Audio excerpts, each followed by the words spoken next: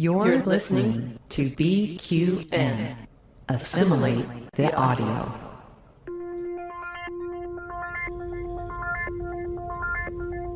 Engage. 78 years have passed since the days of the original USS Enterprise. Now a new Galaxy starship has been designed.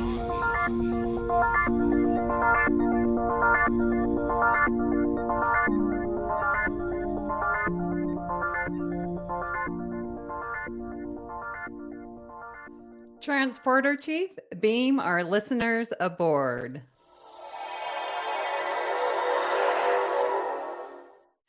Welcome to Galaxy Class, a Star Trek Next Generation podcast on BQN and the Fandom Podcast Network. I am your host, Counselor Amy Nelson. And with me today, we have Helmsman. I'm changing your title to Helmsman Rhea Papagiorgio. I'll take it. Yes. And of course, Diplomatic Standard Bearer Kevin Scarf. Oh, just made it. I was called to work this morning and I thought I'd get here a little bit earlier, but I just literally walked in the door. I'm just looking at the notes that you've prepared. This is going to be a fly by the seat of our pants kind of a show today. Yes, it is. Oh my gosh. Okay, so Rhea, we're just going to talk real quick because you got to see the IMAX. What was Yes. it? We saw episodes 9 and 10 in an IMAX theater, and it was packed. It was completely packed with all these Star Trek fans here in Phoenix. And I was there with my friend Frank. Otherwise, I didn't know anybody else there, but it was packed. So I'm like so excited to get to meet all these Star Trek fans in Phoenix. And we got popcorn, which I needed, emotional support popcorn. And then this is like on card stock. Wow. Pretty nice. But it was exactly it was awesome. The vibe in there, of course, was amazing when you have Star Trek fans, but to see 9 and 10 together was great. And I ran out of there like screaming and dancing like a little kid, but Oh, so they showed we'll 9 and 10 together. Oh my Yes, gosh. and What a the perfect ending. Oh. and the roundtable interview with the cast at the end. Oh yeah, So that special Cool. presentation, right? Oh my gosh. So that was a great event. So happy to be in a place where they showed it. But Well, we yeah, have Phoenix got an IMAX showing. Oh my gosh. I know Vegas didn't get one. I'm like, come on now. We've got more people than Phoenix, whatever. No, neither did Toronto. It was only an American thing. I was not happy. American privilege again. Well, let's say hi to those who are watching with us again. Hello. I see Paul and Jim and we have Tom. Hello, Tom. And Facebook user there is Tribs. Hey, Chris. Hey, Tribs. Hey, Tribs. Link your StreamYard. And Paul, thanks for cutting your workout short to join us. Oh my gosh. Yes. Oh, and Steve Fathery. Hello. Howdy from Minneapolis didn't get one either. That's crazy. Yeah. Wow. They must have known Rhea lives in Phoenix. Right. Well, if it makes you feel better, it was 40 miles each way to get to the theater, but worth it. All right, guys. Well, let's get to this. Okay. Why? Okay.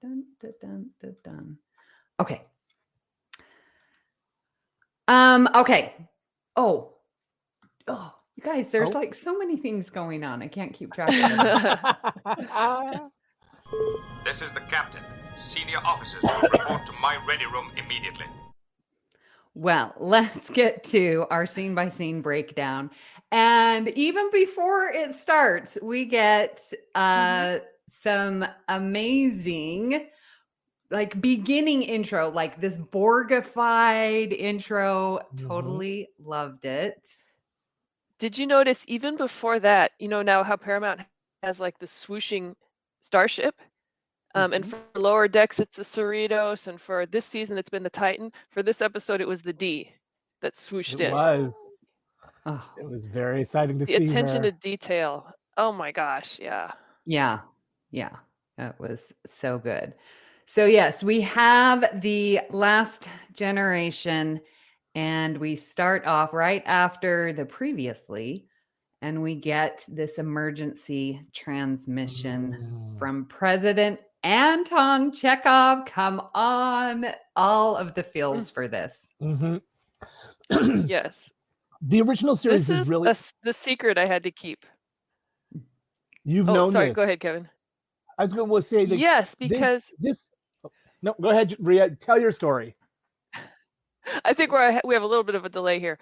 I was fortunate enough to go out to dinner with Walter back at STLV in August, and he let it slip that he recorded this for this series, and I'm just like, cover my ears, cover my ears. But he thought it was going to be in the first episode. Yeah, so the whole time I'm like, "Okay, when's Anton?" And he told me all about, it's Anton Chekhov. It's his son or grandson, he wasn't sure which, named after Anton Yelchin. Mhm.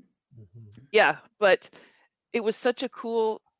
I'm so glad they brought him in. But did you notice how much his speech paralleled the warning that the Federation president gave in Star Trek for the Voyage Home?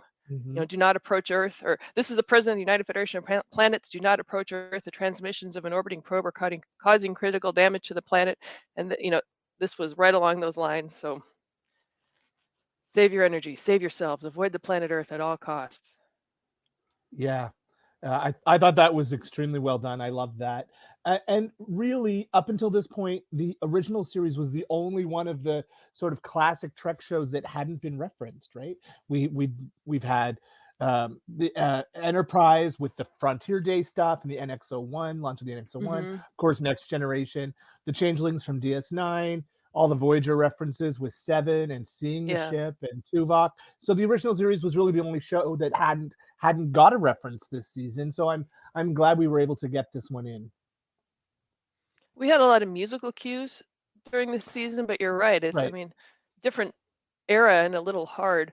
And then also in Chekhov's speech, when he gives his line, "Hope is never lost." Oh, that's a Greek accent, but he gave it in a Russian accent. And when he says there are always possibilities, that's a direct quote from Spock and then Kirk in The Wrath of Khan. So Mm. yeah, that's a great point, Kevin. Of course, Terra And Natalis is not going to leave the original series, unreferenced. and Jill and Paul are right that we did see the 1701A and a Constitution class ship in the Fleet Museum, but this was a little more than that, right? Yeah, yeah. Father says that Walter mentioned this on the cruise in 2022, but wasn't sure if it was really going to happen. Wow. So it's been a while that he's known about this. Wow. Yeah, I don't think that he'd recorded it at that point. He said they showed up at his house with some equipment and just recorded it there.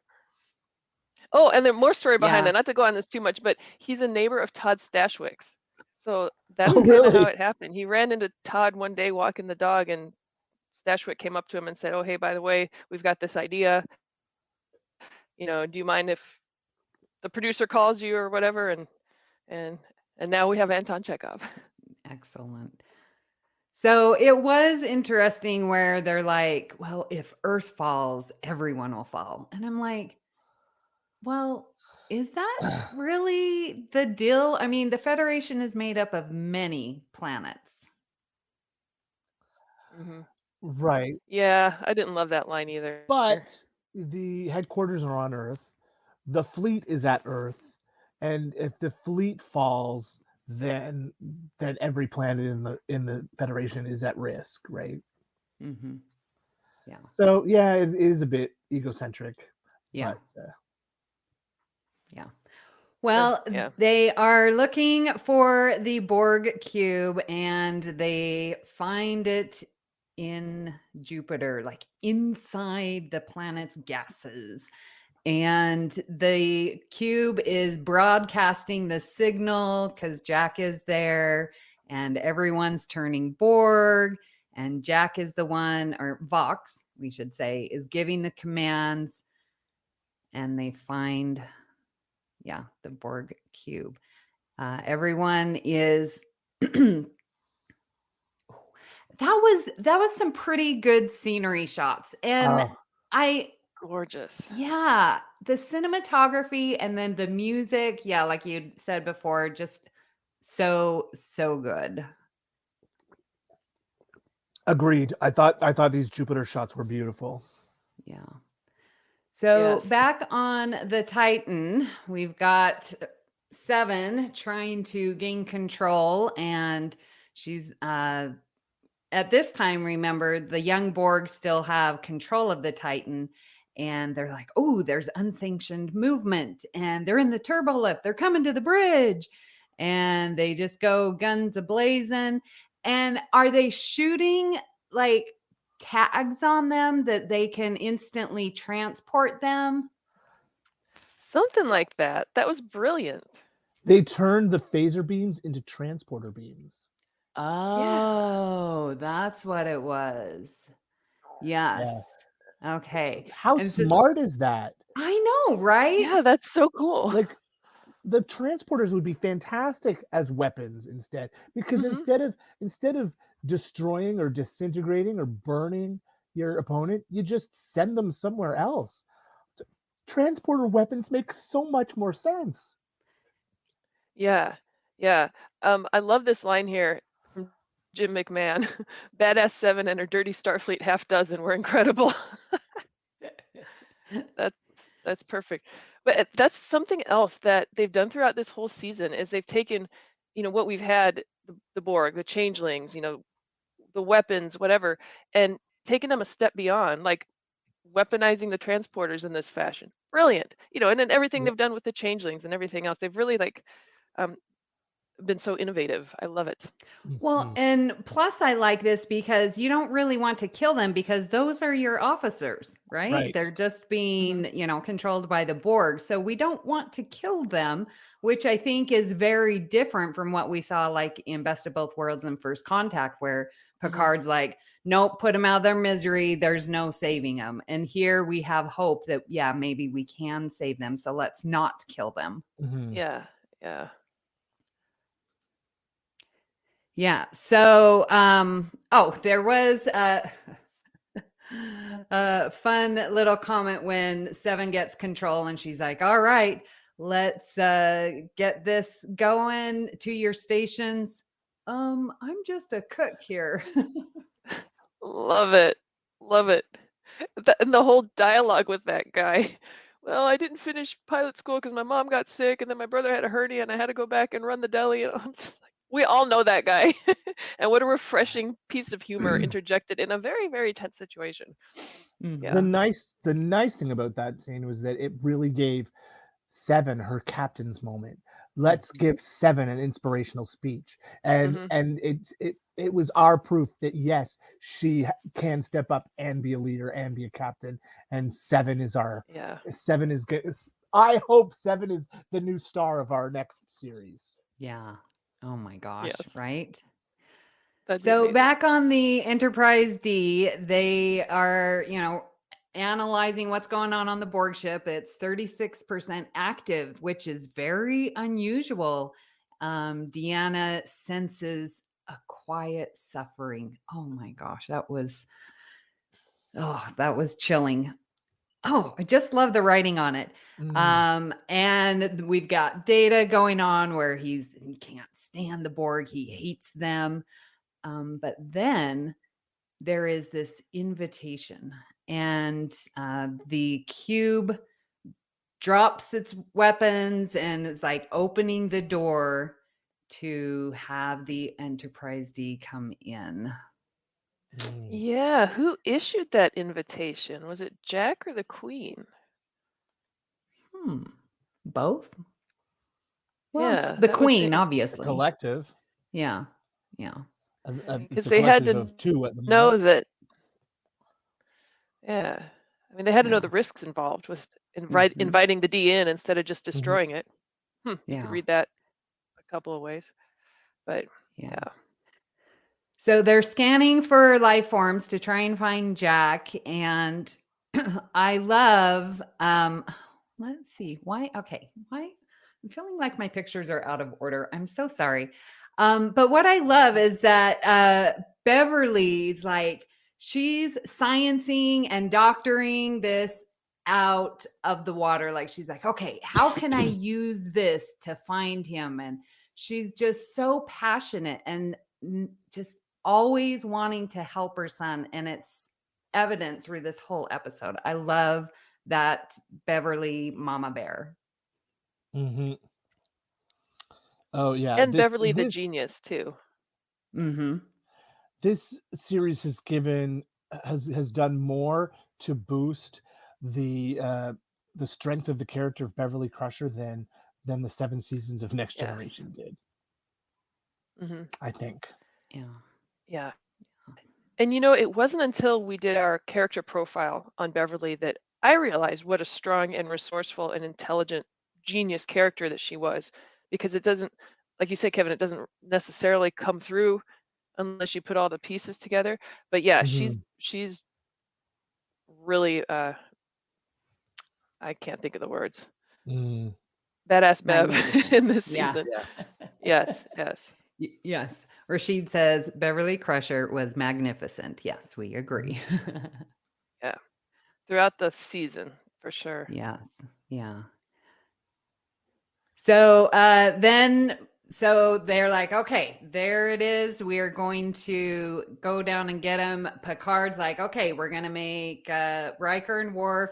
And then Worf's like, I'm going to make it a threesome. Do you even hear yourself? Make it a threesome. Worf and Riker just seriously are my favorite. Yeah, I would watch a Worf and Riker comedy special. Exactly. Yes. Right? They should do a Christmas special or something. And so leaves the bridge to Geordi, and Riker and Troy share this look.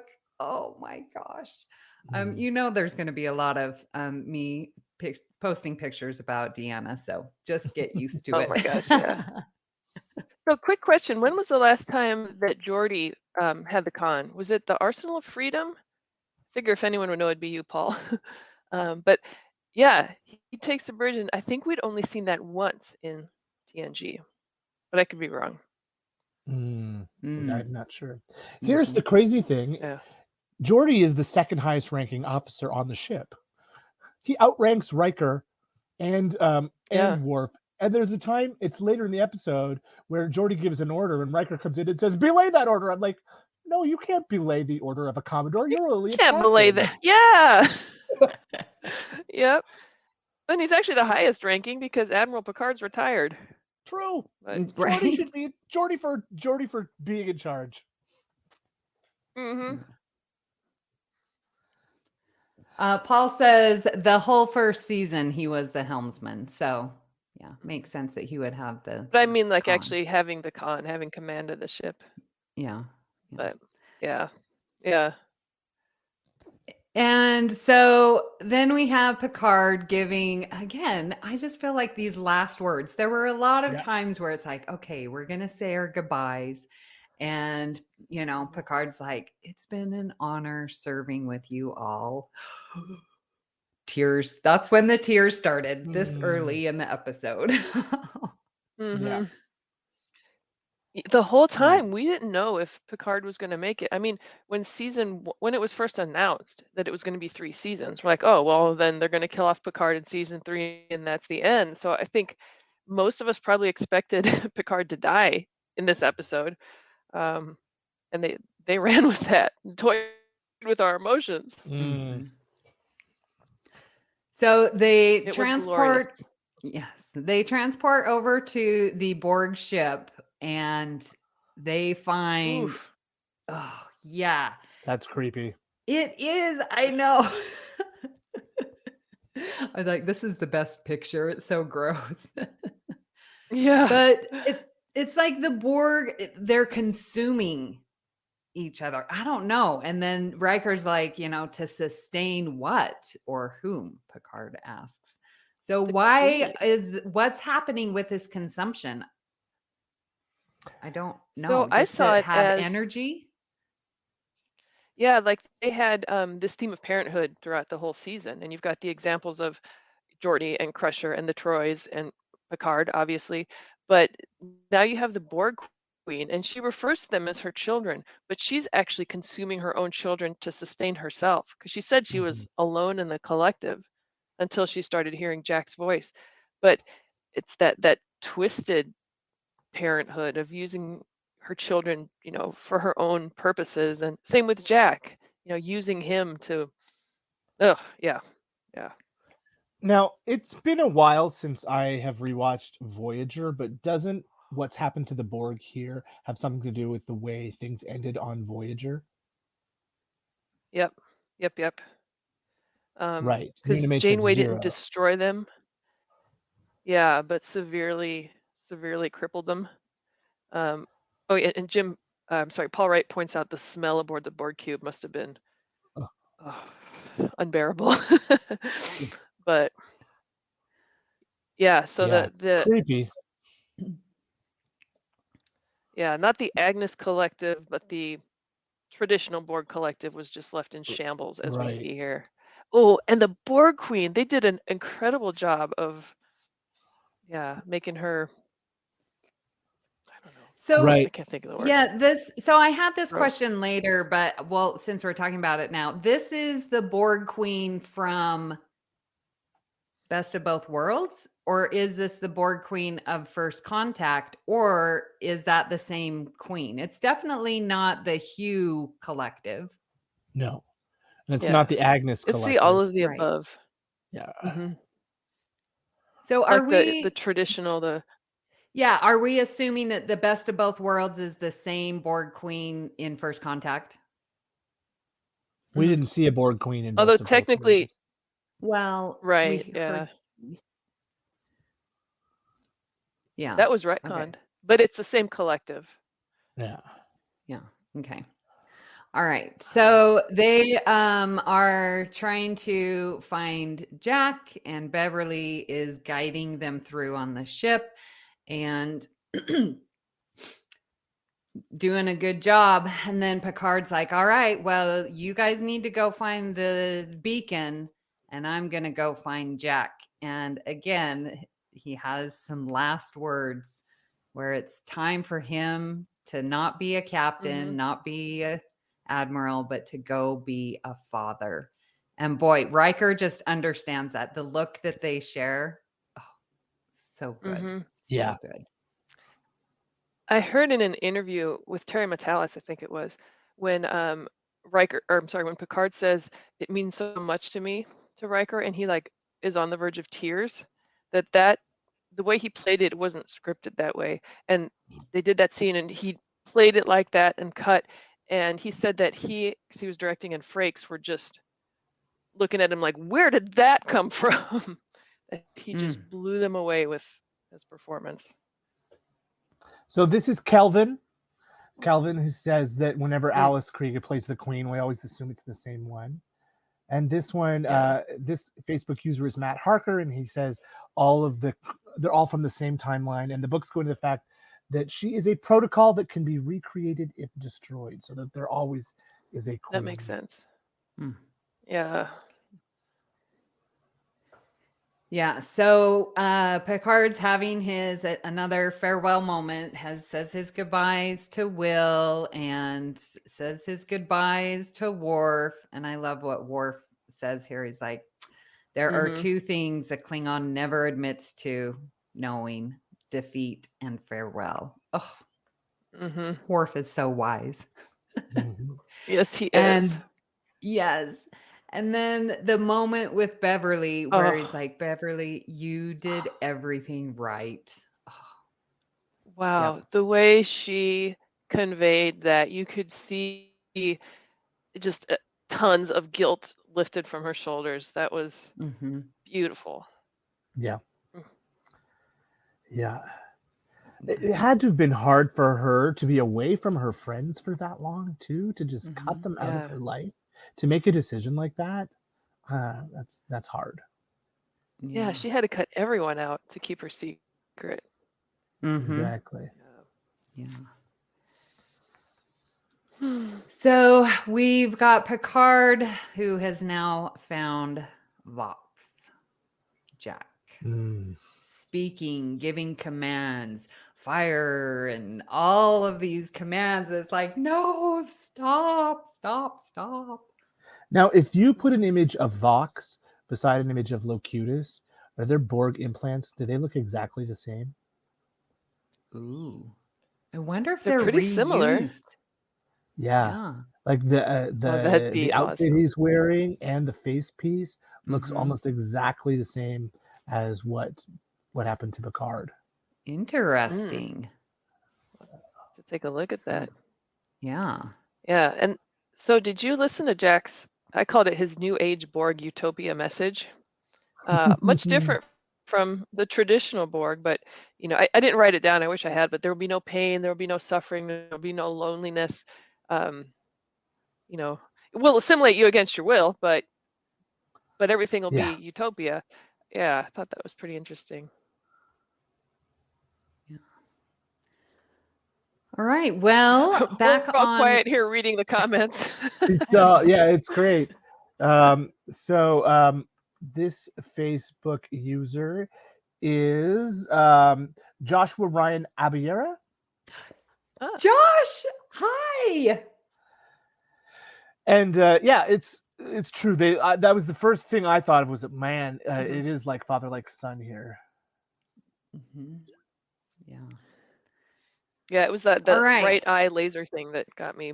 Yes. Chilling. Oh gosh. All right. Well, back on the Titan, they was like, oh my gosh, what is this 1701D? That can't be. That's the Enterprise. And then Seven's like, they're not connected to the system. It's got to be Picard. Yeah. So, we sort of talked about this in 7. Yeah, it's giving her inspirational. I jumped the gun on her speech. Yeah. No worries. But yeah, that's got to keep that cook cooking line. Yeah. I know I'd probably crumble. She did have a great mentor in Janeway, right? How many inspirational Janeway speeches did Seven see? So Right. She knows how to give an inspirational speech. Absolutely. Yes. Yeah. So we've got sort of them working together behind the scenes, but we are back with the Borg Queen and her evil laugh and her talking to Locutus and saying, I am his mother and Jack is home and you are home, Locutus. You have returned to your true family. Like her delusion of what family and love is just not good. You can tell by the way that the Borg Queen is designed here too, that this is who the Changeling was talking to. Why can't I? Her name is blank from my arm. Yeah, Vadic. Yeah. So you can tell by the facial structure of the Queen's makeup that this is who Vadic was talking to anytime she was in communication with her sort of handler. Okay. Yeah. Okay, Right? that's good to put that together. The that creepy eye. Yeah. So this is what I was wondering about. Like who is this Borg Queen and how did she survive? So assuming that in First Contact, remember Data does the big thing and the gases come out and then all that's left of the Borg Queen is the skeleton head with the spine that's flopping around. So that's why I'm like, she's dead. This can't be that same Borg Queen. But then you look at her like hideous and destroyed half face. And I'm like, well, maybe that is from those gases from First Contact. Well, we had Voyager in that gap too. And I'm scrolling back. Was it Kelvin that said in one of the books, they go into the fact that she's a protocol that can be recreated if destroyed. So there are multiple Borg cubes out there. And the queen isn't going to be like the same actual physical queen, but it's like a protocol. So like a Wei Yun? Is maybe that the guy? a similar thing. that can just Because keep. you're not going to have like he was cloned. I sort He of was a picture clone it as that would like be cloned over and over. I sort of picture it like a computer program, right? The Borg Queen is Mhm. like the prime Borg program. And if the being that is your queen at that moment dies, then the queen subroutine in the collective says, we need a queen, and just makes a queen somewhere else. Right? Okay. Yeah. Mm-hmm. There's always got to be a queen. Right. Yeah. And you're not going to have different queens that are different individuals in a Borg collective. It's got to be the same. Yeah, like information in a data cloud that has a backup. And then, right, in Voyager, Janeway, yeah, they put a pounding on the queen, on the collective. So this is the first time we've seen Okay. this queen since Voyager. And yeah. Oh, I just wanted to say And I'm thank you to Matt for saying that I was correct. Yay.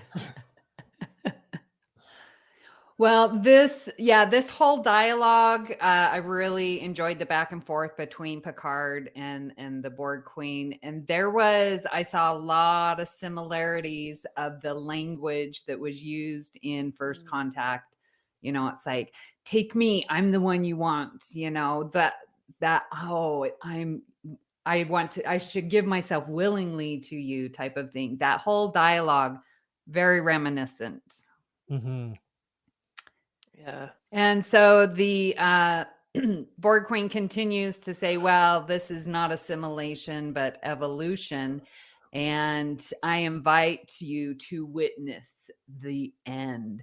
And so we're seeing, oh my gosh, major destruction going on and firing on the Titan and everything. It's very grim right now. Yeah. And this is what Jill 47 had mentioned earlier in the comments, that most likely it was the queen that issued the invitation so that Picard could see his future's end. Mm-hmm. And so in my second rewatch of this, I'm like, you know what? This is actually a pretty good idea that the Borg don't want to assimilate.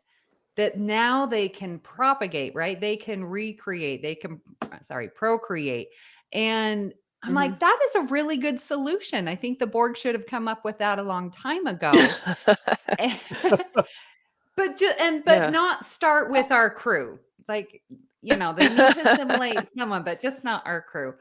But then I'm thinking, then the Borg aren't going to be attacking others and assimilating others. Then they're going to be a regular society that we can work with. I'm like, this is a really good idea. Isn't that the ethos behind the Agnes Collective? That she is a queen of a new collective, and that their mandate is, if you're like, if a being is about to die and doesn't want to pass on, they can be assimilated into her collective, and their distinctiveness will be added, you know, and they're there to help, right? As far as we know, the Agnes Collective is still guarding that rift that was threatening the Federation last season, right? Yeah, that's a good point. Yeah. So we're seeing they're a voluntary collective. A voluntary collective. That's it. Everybody That's who's in that right. collective is there because they want to be. So we're getting a lot of different types of Borg. This is very complex. I like it. Mm-hmm. Very good for the story of the Borg. Ooh, I really do like that. Yeah. All right. But they do go one step too far, because then the Queen's like, we're gonna annihilate everyone. Yeah. So that's not good. Yeah, a little bit of vengeance there, I think. Oh, Kevin, who's this Facebook user? This is Josh. Okay. Josh says, the Borg really are the definition of evolution, truly adapting to the environment. The biology teacher in me was really coming out. Yes. Yeah. Very good. All right. So, and now we're going like jumping around. So just stay with us here. It was so much back and forth, but yet it told the story so well, but it's just hard to podcast about. Yeah. So let's get to Riker and Worf. where they have now found the coordinates of the beacon and they transmit it to the Enterprise D. However, once they do that, the Borg drones, whichever ones are left and not eaten, they start coming and they have to have some amazing hand-to-hand combat.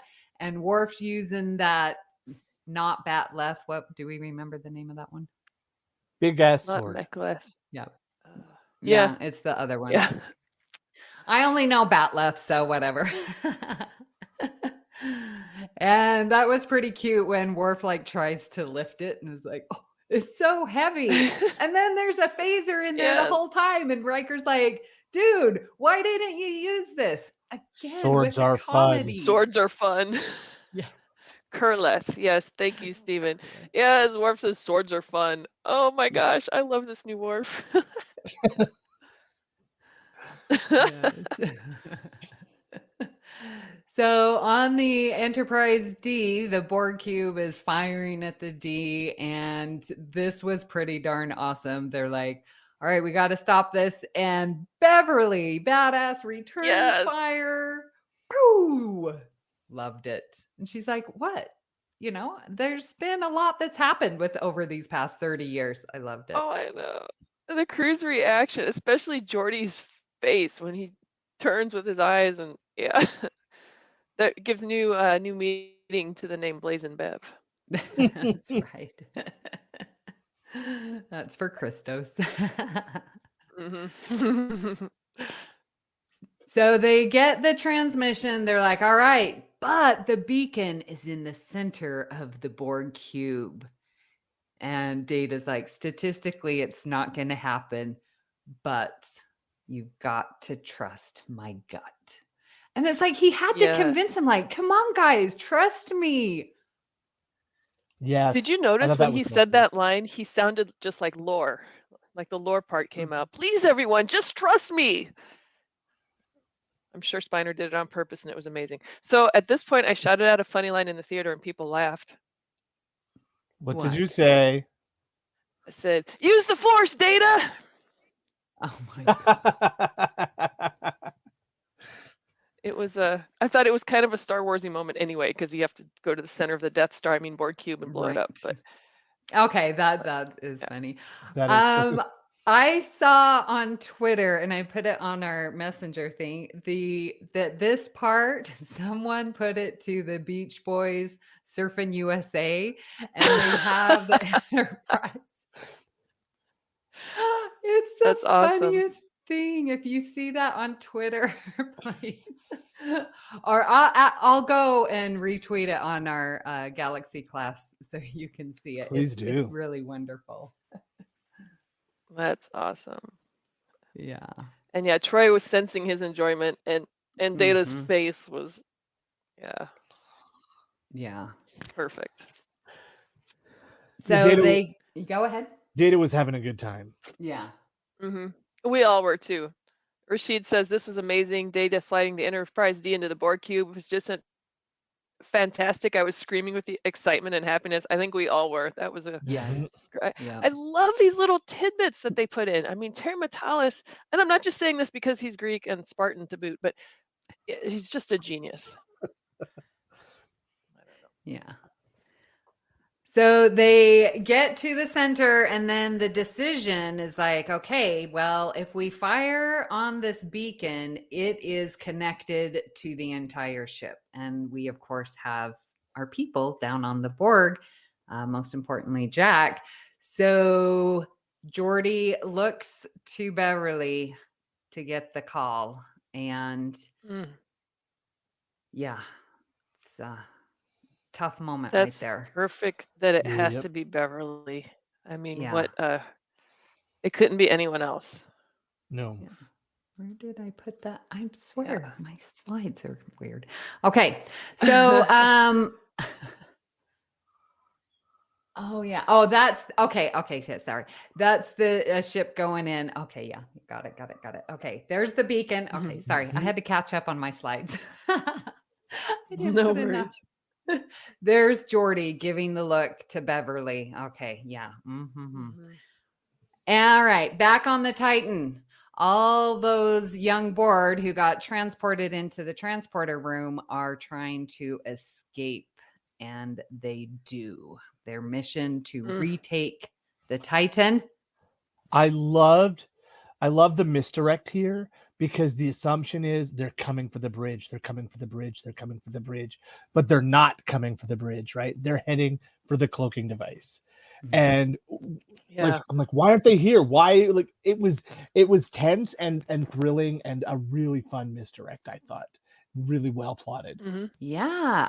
I didn't even think about that. Thanks for pointing that out, because I'm like, yeah, why all of a sudden was their cloak going down? It's because of them. Okay. The young Borg, they weren't heading for the bridge to retake it. They had to get rid of that cloaking device first. Yeah. Right. Yeah, all Priorities. about the collective. And I thought what was cool is that you have Sydney and Alondra and Jack that destroy the cloaking device. So they're the ones that put it in the first place. Oh, Little full circle there. nice. Yes, it is. So we're seeing now the destruction of the space dock, and the defenses are down. And now the fleet is targeting all the major cities on the Earth. Yeah, not good.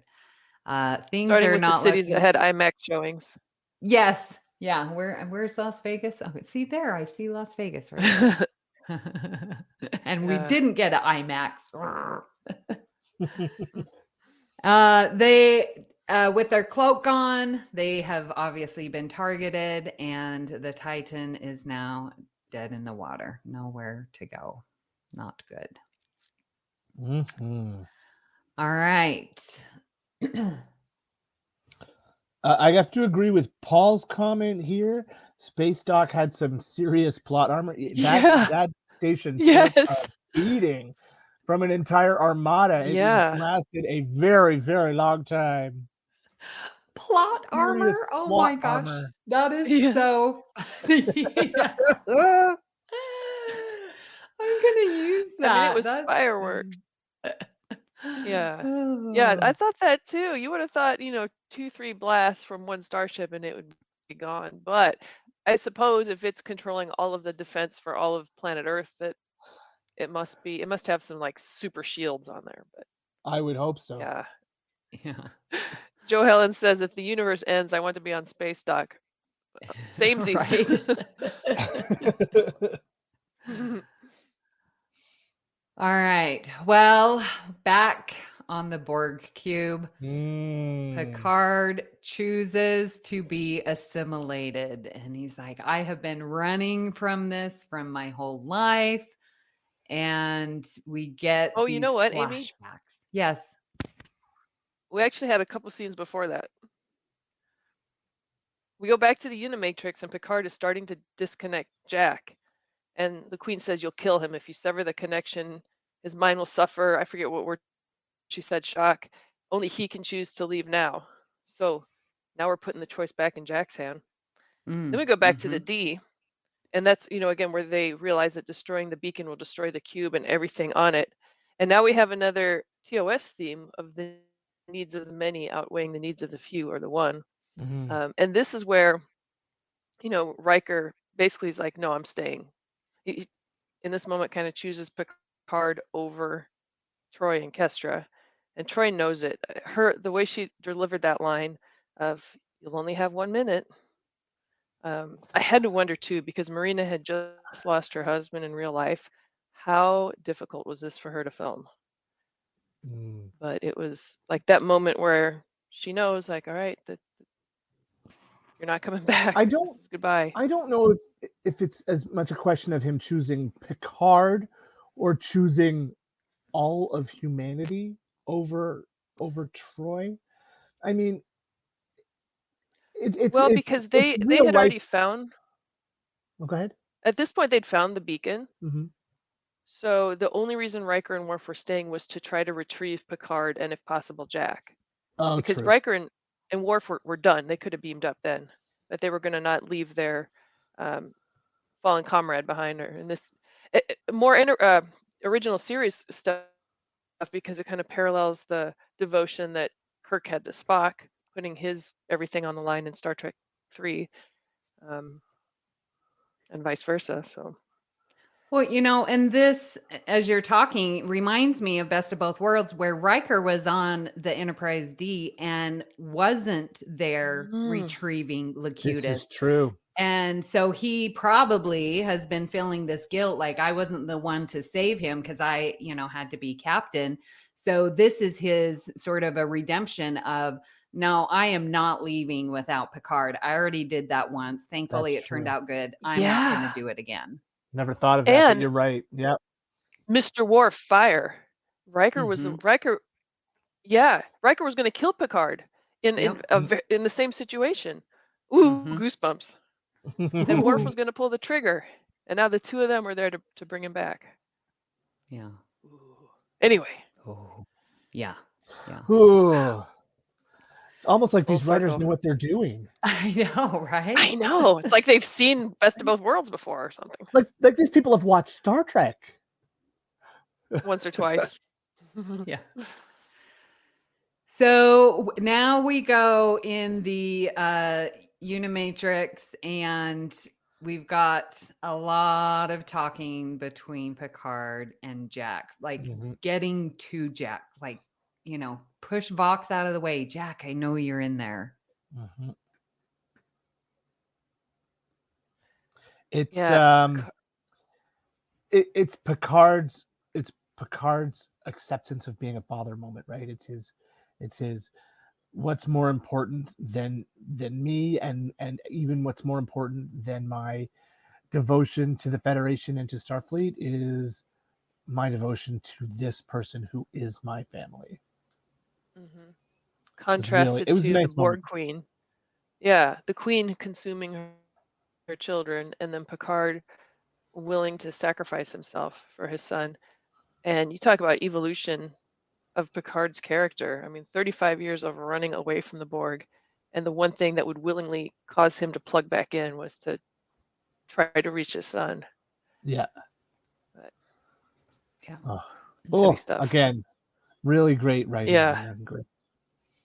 Yes. Yeah, and Picard, really takes this moment to open up to Jack, and I really do like this line where he's like, "You are the part of me that I never knew was missing."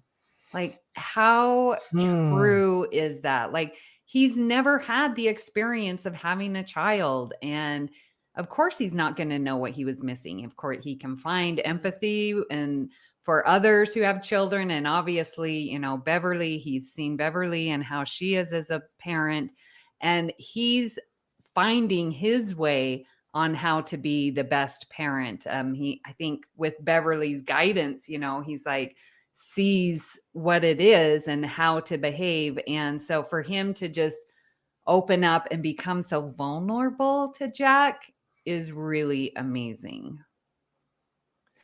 I like how you said there with Beverly's guidance, because in TNG, we had this recurring problem where the writers, because it was the 80s and 90s, were always taking Wesley to a male character for fatherly guidance, and Beverly was basically like the non-existent mom. And I think seeing this as part of like the redemption of Beverly's character in this series, where no, she's the mother figure, she's the parent figure, she's the one that's teaching this male how to be a parent. I like that. I mean, the whole thing about the show Star Trek Picard is about, the show has to be about him and how he has changed and grown. And I think this season, by giving him this family he didn't know, that's changed him in ways that we never expected. And I don't think he ever regretted not being a father. I think he, in his mind, that was what he wanted. But when he found out that he was, it has changed him, and he's embraced it. And it's perfect because he got off the hook for all the crap, changing diapers and running after toddlers and teenage angst. He didn't have to deal with any of that. He's got a fully Jack formed, never spit up on incredibly him. capable, resourceful. So, yeah, that's the way to do it. Hey, There if was someone wants to no. contact me in 35 years and say I have a kid, I'm in. Try.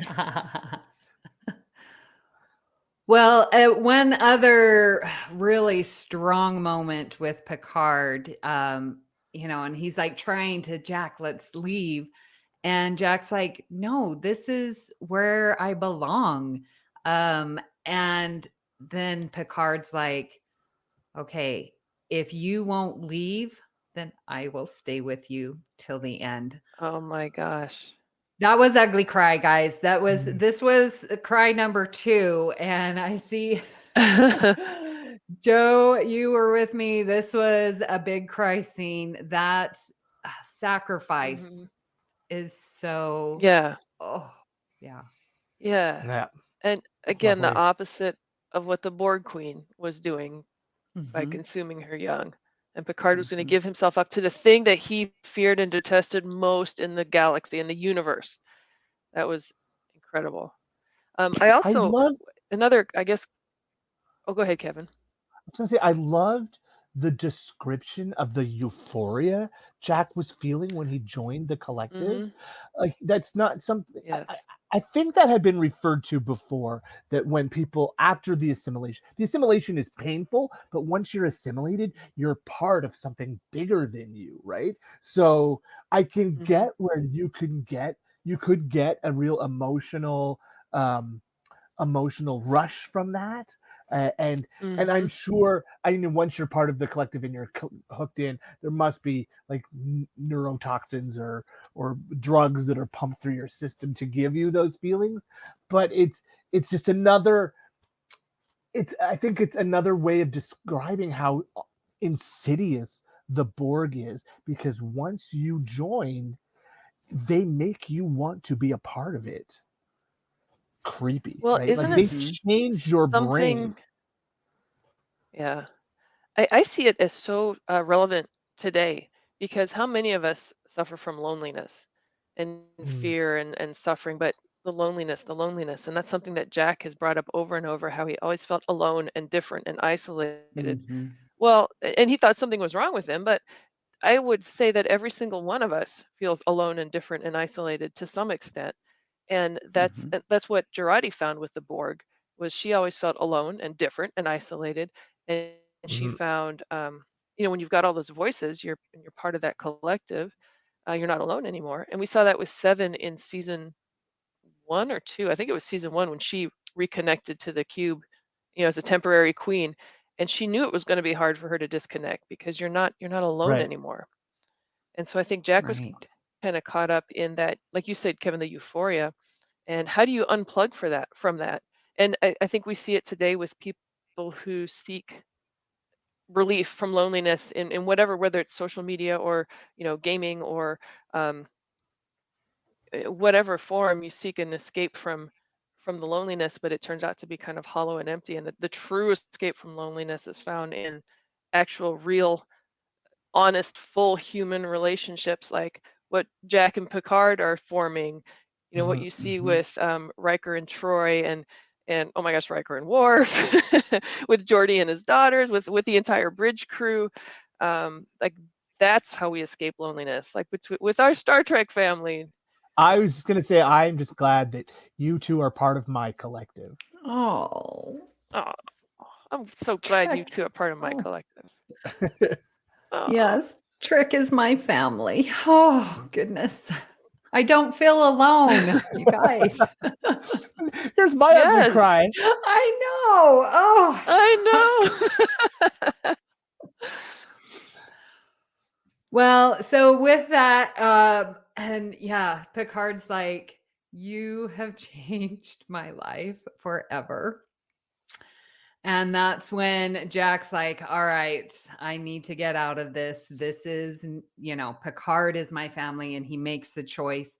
And so he's starts to disconnect and save Picard and yeah, get out. And did you notice Picard was trying so hard and he couldn't disconnect, and Jack's the one that came and unplugged him? Yeah, That's cool. that was good. Good, Mm. good. Hmm. Oh, okay. This is where Oh, Yeah. Okay. the comments. Oh my gosh, everybody. Okay. So they remember we only have 1 minute. This is happening over within a minute because Yeah. remember the beacon has been destroyed, and Riker and Worf decided to stay, and Jack and Picard are finally out of the Unimatrix, and Riker sends this telepathic message to Deanna. Says, I love you, Imzadi. We'll be waiting for you, me and our boy. And guys, this was ugly cry. Because Here we go. And the fact that like Troy hears it and instantly goes into action, jumps up to the helm and is like, I know where they are because I feel the love is tangible at this moment. Okay, take it away.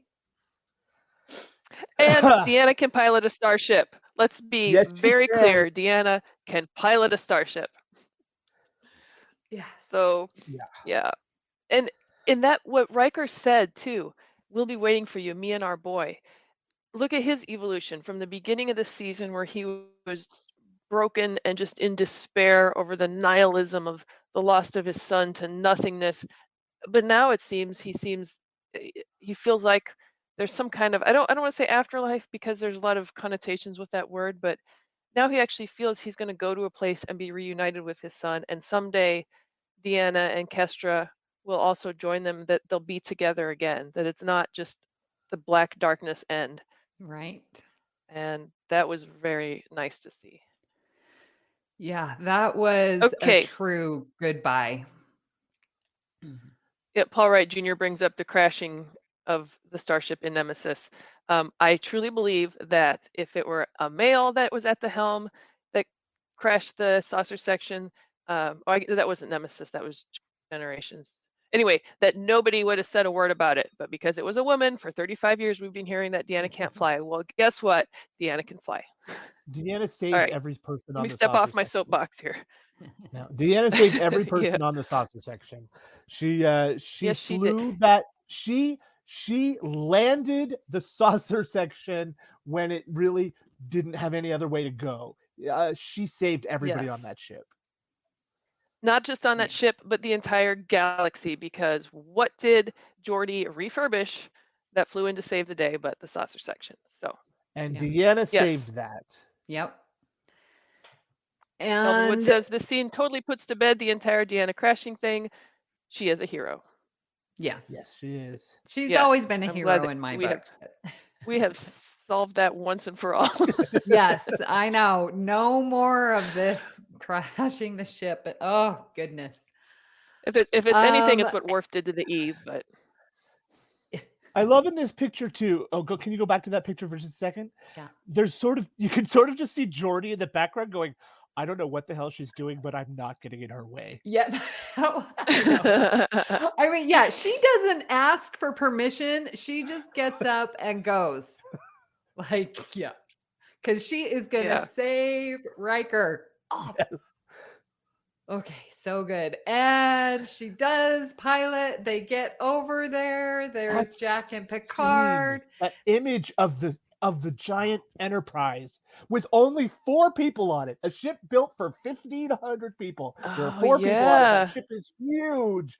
And just the feeling of Riker and Worf being there, knowing they've been rescued, and that looking so small against this giant starship. It was so beautiful. It was beautiful.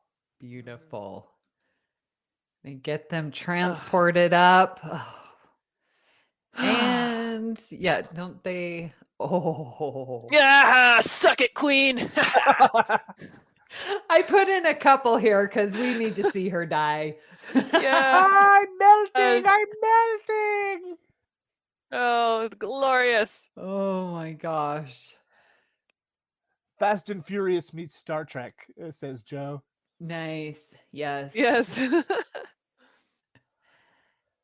Oh, and then the cube exploding. Destruction of the Borg cube.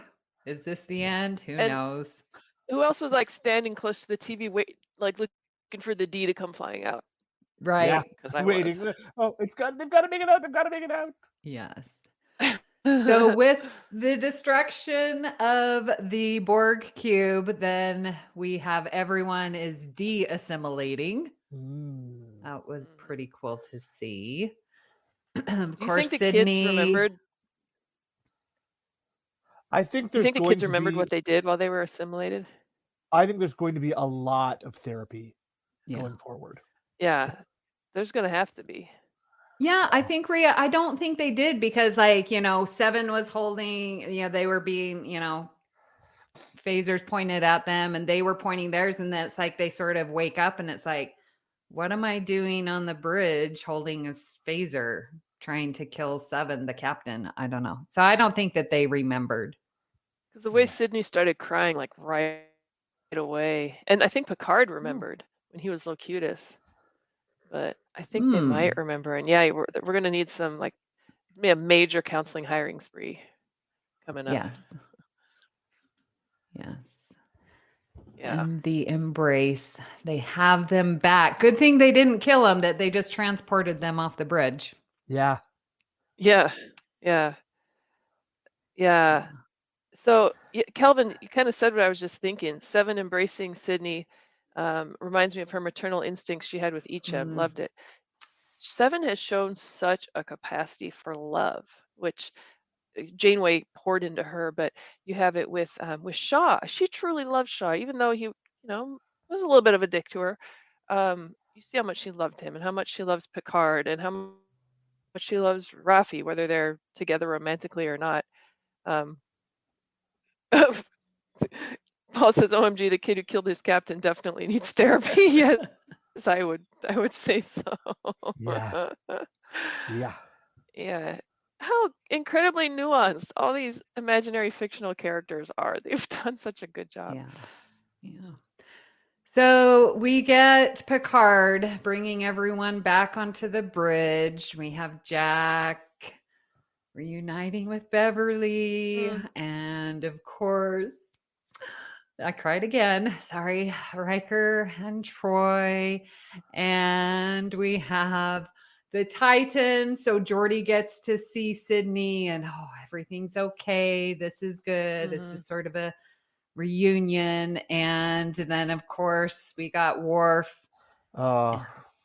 He falls asleep instantly, snoring. Get out. That the is humor. The perfect ending to this adventure is just, I'm an old warrior. I'm tired now. I'm going to sleep right here in this chair. Perfect. It's perfect. I felt ending. that moment in my soul. Yes. Like yes. I have been there, after a long day at STLV, I'll fall asleep in any chair. Well, and the thing is, like Worf in his new training of his mind and meditation, like that shows like this level, the sensei level, where it's like you are controlling your consciousness, and he's to that level where it's like, all right, I'm gonna take a little break and take a little nap. My grandma used to do that all the time, and she'd be like, all right, I'm just gonna go a little power nap, and she would be sitting in the chair. It was a little weird, like Worf. And she was sleeping, and then she would just wake up and go move about her day. So I see it as this high level Zen state that, again, is showing his development as a character. This is true. Joel says it's the bridge chair looks comfy. Worf usually has to stand. Yeah, that's right. If it was the old days, he would have fallen asleep every time if there was a chair at the tactical station. Oh my gosh. So I gotta say that the last couple episodes, and I wasn't able to record last week, but I'm in flight school. I'm 46. Everyone around me is 20, 22, 23. It seems like most of them are 23. And so in episode 9, when you got all the kids under 25 getting assimilated because they're too young, and when Troy said, I've never been so happy to see all these wrinkles, like, you don't know how much I feel that too. And and these kids want to do whatever all day and then go party all night and whatever. And I want to sit in a chair and just snore for a few, like, Oh, it. It's like Terry Metalis is writing this for me. And why are these starships all infested with all these young kids? Get rid of these kids. Put adults in that know how to do their jobs without getting assimilated. I mean, but that's neither here nor there. But yeah, and I'm seeing in our chat here, we seem to be comprised mostly of adults. Who's this 27-year-old Facebook user? That's Josh. Hi, Josh. Don't worry, you'll I'm grow out of old it. because everybody who's posted their age is younger than I am. Well, I mean, to be fair, this series and especially this season is for the older of us of the next generation. Yes. Yeah. So, Mhm. all right. So with that wonderful reunion, we have 1 year later and Riker's giving the captain's log and sort of summing things up of what's happened. The transporter is now becoming a solution to and removing these Borg parts so that there's no transmitter or being able to receive a transmission ever again, right? We have Crusher is now head of Starfleet Medical. And here we have Tuvok talking to Seven, who wants to resign because she's made all these mistakes, right? Well, and Tuvok's Tuvok like, is stringing her along. Tuvok's making her think she's in trouble, and she's like, "Well, I'll just save you the trouble and resign." Tuvok's messing with her, you dirty Vulcan. yes. Yeah. I like the Shaw hologram. I thought that was a nice touch. Yes. And he Okay. did say her name. Yeah, 7 of 9 in there. And that's before all of this, any of this stuff happened. Oh, did you notice too what he said about her and how he recommended her to be promoted to captain? You go back, gosh, what was it, episode 3 or 4? When they first discovered that there were changelings aboard the Titan, and he was explaining to her, you know, basically they don't have the history and the memories that the actual person they're mimicking has. And so he said something about you know, I don't remember what he said exactly, but about her instincts, and I recommend her to be promoted to captain is what I would say if I were a changeling. But that's what he had already recorded in his evaluation of her. So okay, so hate me if you want, but this scene I think was played wrong. I love the scene and I love that Shaw's recommending her. Like the whole story part of it is good. I just think it was directed wrong because this transmission, I don't feel is early season Captain Shaw. I feel like this is, say the word for me, posthumously recorded.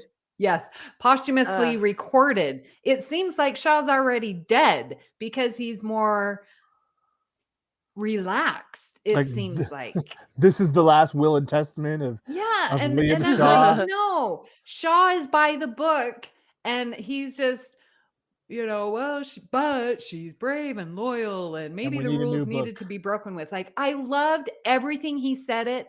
I just felt the delivery should have been more Captain Shaw. So it fell flat for me on that. Now, I can see we that. never actually got official confirmation that he was dead, did we? Like, did they ever actually say he was dead? Well, he died. That's a good point. Yeah, I mean, it looked an awful lot like he died. I don't know. I don't know. I mean, Paul Tuvok says I was under the impression. Yeah, Paul says I was under the impression he recorded that later. What do you mean later? Later after he died? Yeah, I don't know. Because Tuvok said it was sent in before 7 and Picard and Riker hijacked the ship. So that Shaw had already sent that in. But and then Joe Helen says that it seemed a bit out of character based on what he was like at the beginning. But the one thing that saved it for me was what Shaw said to her. I want to say episode 3 or 4.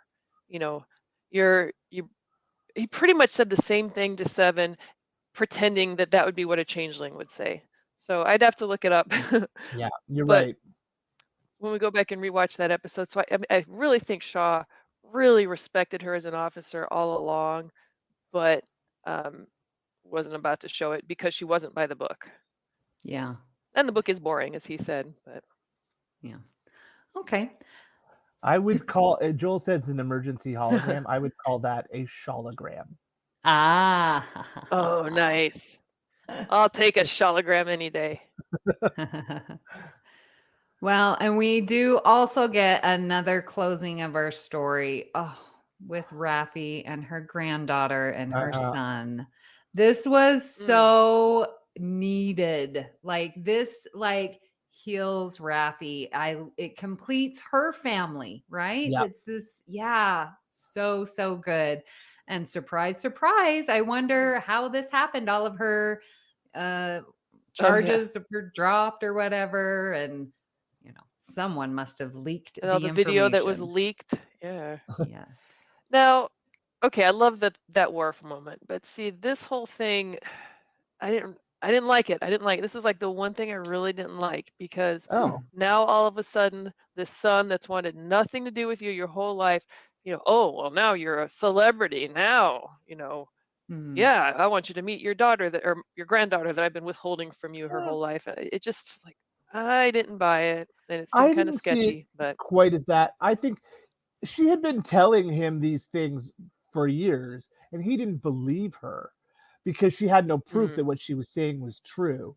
So basically, what Worf did was validate everything that Raffi had told her son up to this point. I don't think that she's like a celebrity now. It's just that she has been validated.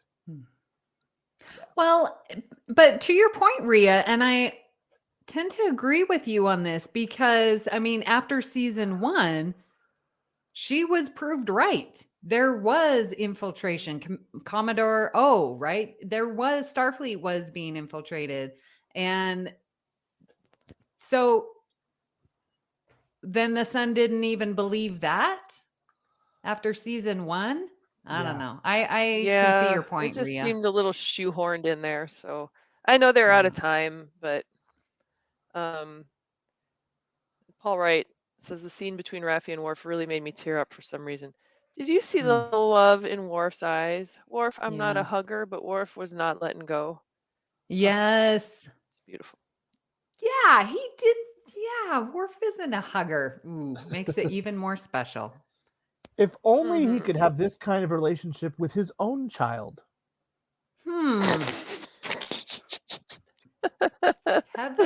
But where is Alexander? And where is Troy's brother? Question. That's another thing I want to know. But Troy's brother? Troy's brother? Yes, Loxana had a son in Deep Space Nine. Yes. That we never does have a half brother. Again. That's DS9.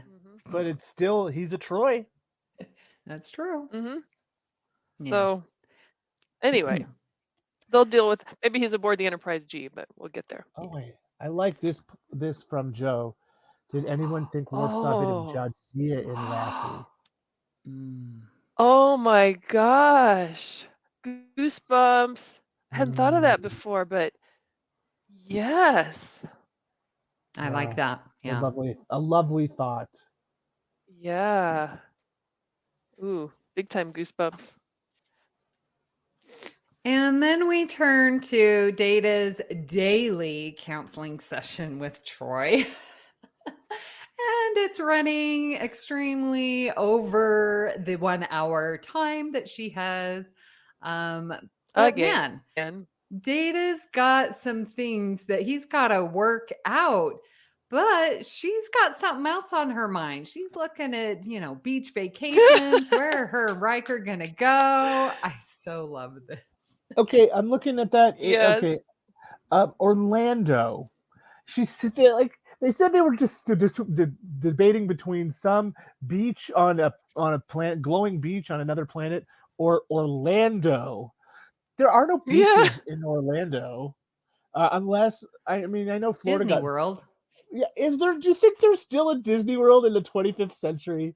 I wonder what Disney World is like in the year 2501.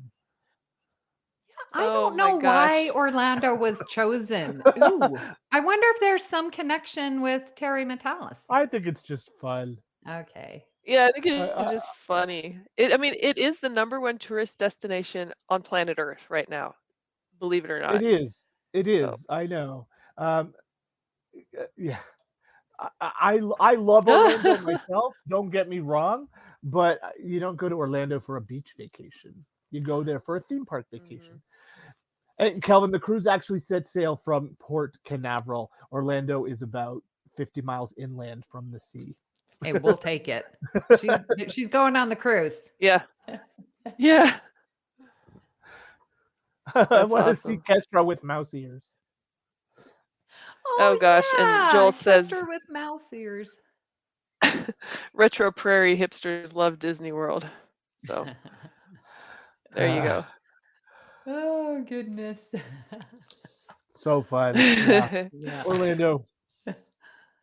But Yeah. Data does So, he shit, is yeah. he is discussing his emotions, and I love what he says.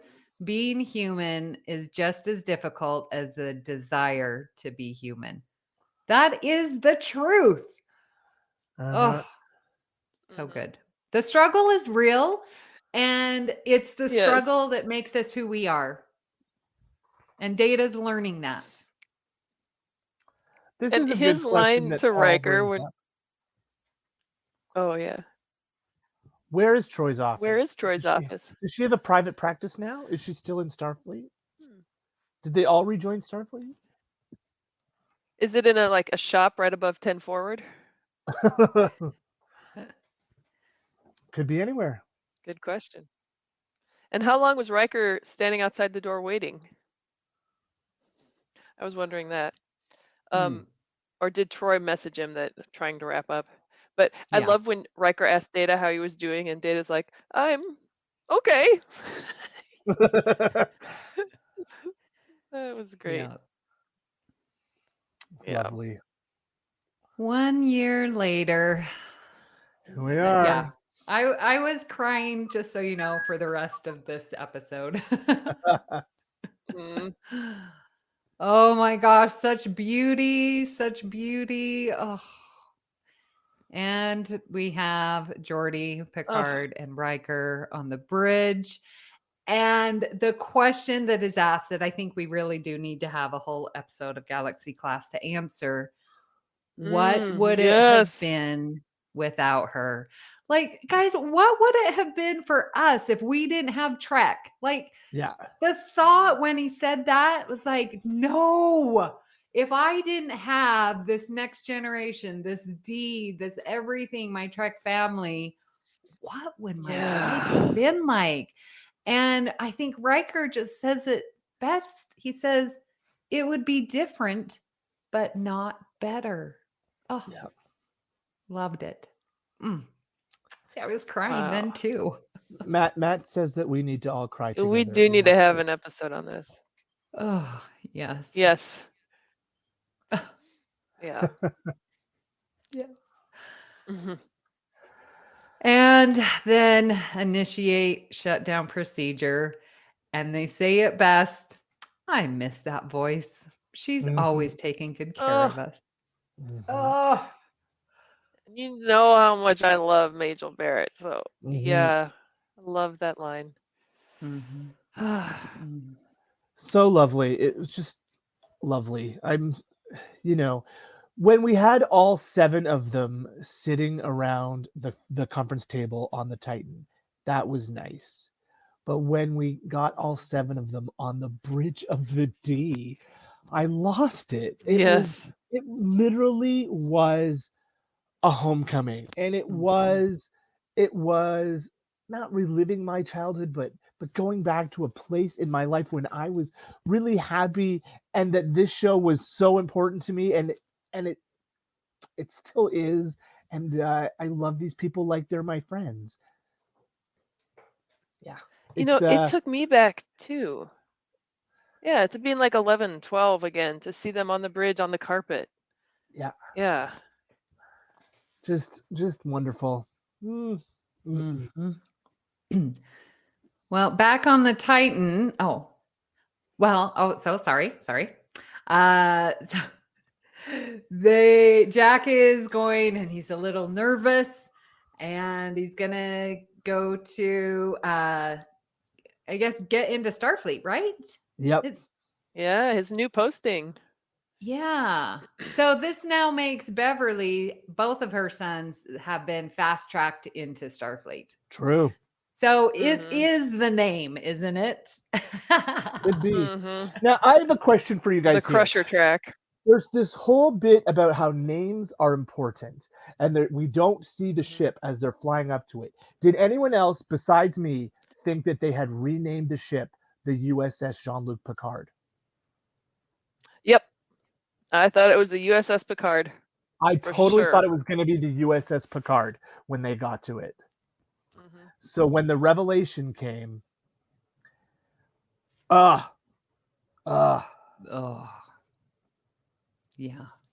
Yeah. I'm like, oh, it's the Enterprise. But then I'm like, oh, it's the Enterprise. Okay, the G. All right, cool. We've gone from the big D to the G spot. I totally thought they were going to call it the USS Picard, but yeah, same. Yes. Jim McMahon says, when you're the son of 2 admirals, it makes sense you'd get fast tracked. Never mind that you took control of half of Starfleet and killed the rest, but details. Yeah. I guess glad it's keep your friends close and your enemies closer. Looking at the comments, Joel and Suman and Joe and Josh all said that. Oh, and Paul, they all thought, yeah, they might have been calling the ship the Picard as well. But so I'm glad I was not alone. I played right into their hands. Yeah. I didn't even think anything, so I was too busy crying. Yeah. All right. Well, did anyone else notice? Oh, sorry. G is the 7th letter of the alphabet. Just a random. Which is fact. important. Why? Let's fast forward to our next scene. Okay. Who's the captain of the G?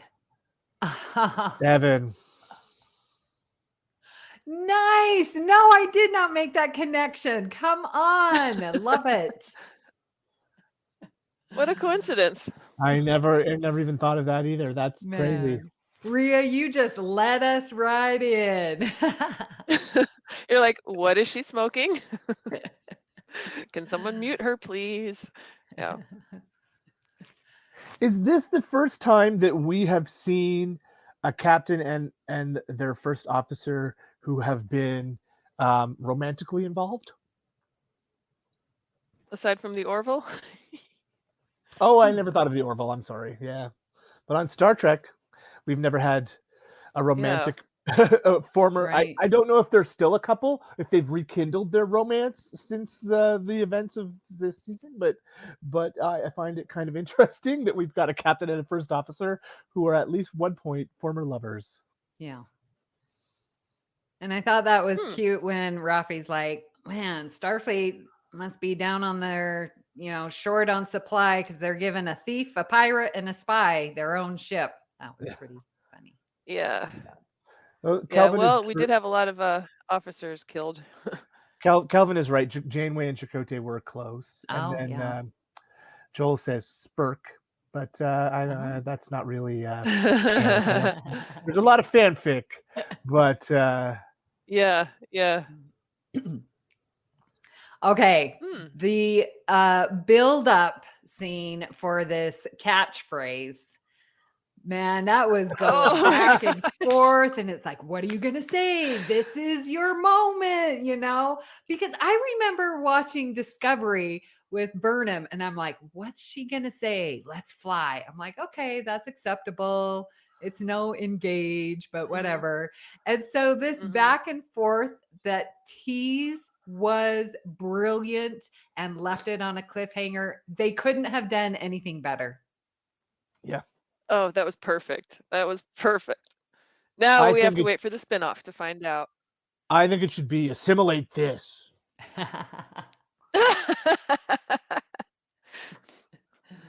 Oh, awesome. Yeah. Kelvin says, "Fun will commence." Fun will now commence. Yeah. Oh, it was cruel, but it was perfect. I think it was perfect. Perfectly cruel. Mhm. Okay. Spin off, spin off. Yeah. Yeah. Mm. Can we just talk about the bar scene at Mhm. Guinan's? She was referenced. That was nice. The They only would've- thing that would have made it better would have been if she was there. Yeah. Yeah. But I mean, the whole Yeah. time, Picard was the one behind the bar, so True. yeah. And talk about an evolution of character. Picard is now the social coordinator / bartender / bad influence, keeping everyone up late at night playing cards. I mean, who would have Right? expected that 35 years ago? Because he knows who his family is now. Oh, Mhm. yes. Always got a smile on his face, always, slinging the drinks. And Beverly draining the blood wine while Worf's going to town on the prune juice. Mhm. That was And great. the scenes and the shots and we just pan through the different looks and the connections and all the feel goods. Like, Mhm. yeah, I couldn't stop crying. It was just Mhm.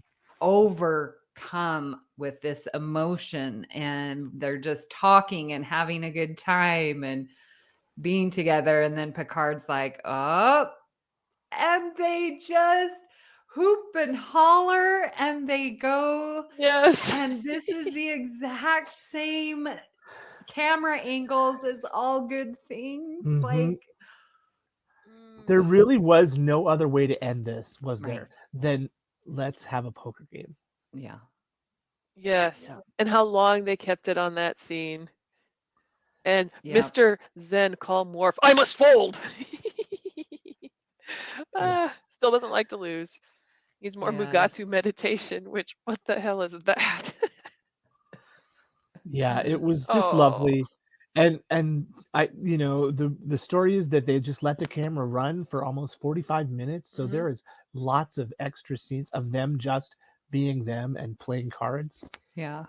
I would watch 45 minutes of these. Yeah. I would too. Yeah. I know. Like, was this the characters playing poker, or was this, Marina and Patrick and Jonathan and Yeah. Gates and LeVar playing poker? Kelvin Mhm. says the feel goods in this scene is like us at conventions. That is so Yes. true. So very true. Oh, Yeah. You guys. Yeah. So good. It is. It is the perfect ending. And even when the music comes on, again, beautiful score, you can still hear the chitter chatter. Like it's there in the Mhm. background, and you know that they're together as it fades away to the ending credits. Oh, Yeah, it's just lovely. Yeah, Jim McMahon, Yeah. I think we need to get a poker game together at our next convention. Mm. Mm. In Las Vegas. I wonder where you could play Huh. poker in Las Huh. Ooh, is that legal in Vegas? So you guys, this would be the end. However, Ah, what in the heck? here we are, back on the Enterprise. More goosebumps. Ah! Ah! Who saw this coming? What Did in the not heck? see this coming. Nope, not in the slightest did I think that we would get this kind of a post-credit scene. Yeah. No. Yes. And It's lovely. what does this mean? Yeah, well, Picard's trial for humanity is over, but yours has just begun. What? Come on. Mhm. I think he's just upset that he wasn't named Jack's godfather. Ah, Mm. yes. Oh, you're right, Jim. Humans should not think so linearly. Yep, this could be Q Yes. from later in the timeline if Qs are omnipotent, and then yeah, Immortal. and immortal. Yeah. then death could be something totally different for a Q. So, Mm-hmm. Yes. Yeah. so Yes. it was lovely. I was, might have squealed very loudly in the theater. Yeah. Yeah, it was one. It was a very nice surprise. And does this mean that there's another series on the way? I hope so. Was it just Terry Metalis' way of saying, "Hey, Paramount folks, I want to do more with these people," and I hope. I'm sure that they are. I'm sure that they are in discussions already. Right. Oh, they Joel, have to you be. must have read The Five Languages of Love because trials are Q's love language. I love that. Yep. Is that the sixth Oh. love language there that only omnipotent beings have access to? I don't know if I agree with that it puts a damper on Q's sacrifice. Again, we just don't know how Q's work. So Yeah. I think Q died. Q did die last season, and Q is still alive. It's Mhm. like both can be true. Yeah. Yeah. I always kind of wondered last season how was Q dying, and they never explained it. So maybe Yeah. he's just dead as Jean-Luc now. Yeah. All right. And Paul says, I would have rather seen Wesley. I would have loved to have seen Wesley at some point. That would have been Wesley needs to meet his great. But brother. I know. In the new series, some kind of showdown between the Travelers / Wesley and the Q and Jack, and the possibilities are endless. Yeah. Jim McMahon says, Paul, Wesley's busy in the ready room. That's true. So thank you, Kelvin, for joining us. And this has been really fun. And don't be surprised if you see more live streams from us in the future. Maybe with Batleth battles. I think that could be fun to have live Batleth battles. So Yes, Yeah. listeners, viewers, we do want to continue this. This has been so much fun having your comments, and we have talked about having Batleth battles be live, so then you can give us the comments and votes and right then and there. So we will say though that next week's episode is a Batleth battle that we pre-recorded before Picard even started airing. So there won't be a live stream next week. There will be an episode, but the last Batleth battle was recorded, and we haven't forgot about it. It will be released next week, and then we will journey on from there. Yeah. So thank you so much, viewers and listeners. This has been an amazing ride. We have learned a lot more about podcasting and streaming. So our character arcs have grown through this season as well. For sure. And it's so much more fun with all you guys involved. Yes. Incoming transmission. We would love to hear what you thought of today's episode and hope you'll join our Facebook group, the BQN Collective, to continue our discussion there. You can also tweet your thoughts at Galaxy Class Pod, or you can follow the network on Twitter and Instagram at BQN Podcasts. Please hit the subscribe button on Apple Podcasts or wherever you get your podcasts and leave us a star rating and a written review. That helps others find the show. You can also follow the entire network's podcasts with our master feed by searching BQN. This way you won't miss any of our fine shows like All Good Things, Union Federation, History with the Szilagys, Infinite Diversity, Mickey's Marvels, The Trexperts Quiz, and What's the T-Bev? And is it Captain's Couch? That's the Captain's new show. Couch is our You newest. didn't add it to the list, but I remembered. Good job. That's our Voyager podcast, new on the network. So check it out, guys. So, Amy, where can people find you when you are saving your friends and loved ones from the Borg? Well, when I am not doing that, you can find me here on the network where I'm co-hosting All Good Things and Union Federation. I am on Twitter at Miss Amy Nelson, but my favorite place right there in the BQN Collective. So, Rhea, where can people find you when you're not playing poker with your Trek family? When I'm not playing poker with my Trek family, my heart is breaking because I wish I were playing poker with my Trek family. But you can find me seeking connection by posting silly Star Trek adjacent memes in the BQN Collective. And of course, when schedule permits, co-hosting Galaxy Class. And Kevin, where can people find you when you are not using the Force to maneuver a starship to the center of a Borg cube to blow up a transmitter? Oh, I do that quite often, so you might find me there. But you may find me in the collective on Facebook. I post there fairly regularly. I'm on stage in a play that opens next week if you're anywhere near Midland, Ontario, although the show is almost sold out the entire run. So we're very excited Wow. about that. Nice. Yep. Great.